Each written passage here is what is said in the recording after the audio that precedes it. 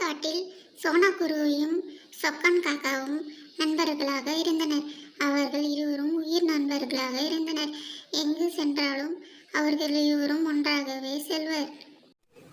காக்கை மிகவும் பேரரசை பிடித்ததாகவும் இருந்தது. ஆனால் சோனா குருவியோ நல்ல குணங்கள் கொண்டதாக இருந்தது. அவை இரண்டும் உணவு தேடுவதற்காக வெளியே சென்றது. அவை உணவுகளை எல்லாம் சேகரித்து இரண்டு பேருக்கும் தங்களுக்கு பாதி பாதி உணவுகளை பிரித்து அவர்கள் வீட்டுக்கு எடுத்து செல்வர். இரண்டு பேரும் அவ்வளவு ஒத்துமையாக வாழ்ந்து வந்தனர். சோனா, நீ ஏன் தானியங்களை தேடி கஷ்டப்படுகிறாய்? நான் உனக்காக தானியங்கள் தினமும் எடுத்துக்கொண்டு வருகிறேன் என்று சொக்கன் காக்கா சொன்னது. பரவாயில்லை சொக்கன், எனக்கும் கொஞ்சம் பொழுதுபோக்காக இருக்கும். நானும் தானியங்களை தினமும் வந்து தேடுகிறேன் என்று சோனா சொன்னது. உணவு தேடுவதற்காக அவை வெளியே சென்றன. அப்போது கீழே ஏதோ மின்னுவது போல் சொக்கன் காக்காக தெரிஞ்சது. உடனே அது கண்கள் பொறாமையில் பிடி அங்கு நெக்லஸ் இருப்பதை பார்த்தது. உடனே அந்த நெக்லஸை எடுத்து பைக்குள் போட்டு சோனா குருவிக்கு தெரியாம மறைத்து விடலாம் என்று நினைத்தது. அந்த பையை எடுத்துட்டு போய் ஒரு புதருக்குள் மறைத்து வைத்தது. சோனா குருவிக்கு சொக்கன் மீது சந்தேகம் ஏற்பட்டது. அது சோனா குருவியிடம் விலகியே இருந்தது. சோனா, நீயும் சொக்கனும் ஏன் இப்படி பிரிந்திருக்கிறீர்கள் என்று சொப்பன சுந்தரிகாவும் கேட்டது. நீயும் சொக்கனும் உயிர் நண்பர்களாக இருந்தீர்கள். ஆனால் இப்போது அது உன்னிடம் இருந்து விலகியே இருக்கிறது. இதற்கு என்னதான் காரணம் என்று எல்லா பறவைகளும் கேட்டுக்கொண்டிருந்தன. உங்கள் நட்பை பார்த்து இந்த காடே வியந்தது. ஒரு நாள் வேட்டைக்காரர்கள் காட்டுக்குள் வந்தனர். அந்த காக்கையை பார்த்தனர்.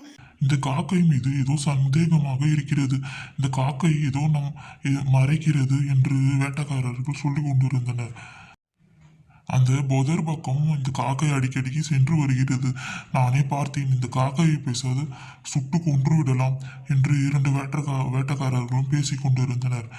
இந்த விஷயத்தை சோனா குருவி எப்படியோ பார்த்து விட்டது. சோனா குருவி வேட்டைக்காரர்களை பார்த்து விட்டது. அவர்கள் பேசிக் கொண்டிருந்ததை இந்த சோனா குருவி கேட்டுவிட்டது. அது உடனே ஊருக்குள் சென்று யாரிடமாவது உதவி கேட்கலாம் என்று பறந்து சென்றது. ஊருக்குள் சென்று இருவரை பார்த்தது.